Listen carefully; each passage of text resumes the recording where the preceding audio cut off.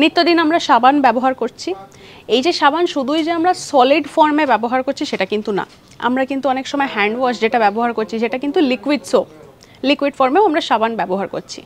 ঠিক একইভাবে ডিশ ওয়াশের ক্ষেত্রে এই যে আমরা বিভিন্ন রকমের ডিশ ওয়াশের জন্য সাবান ব্যবহার করি সেগুলোরও কিন্তু এখন লিকুইড ফর্মে পাওয়া যাচ্ছে।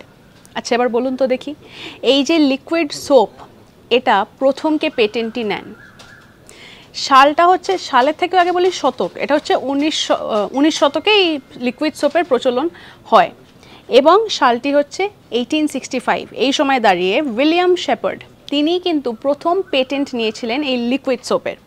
আর তারপরে তো গোটা বিশ্বে এই কনসেপ্টটি ছড়িয়ে যায়, আর এখন আমরা জানি বিভিন্ন ধরনের লিকুইড সোপস আমাদের কাছে এসে গেছে, আর বিভিন্ন টাইপেরও হয় সেগুলি।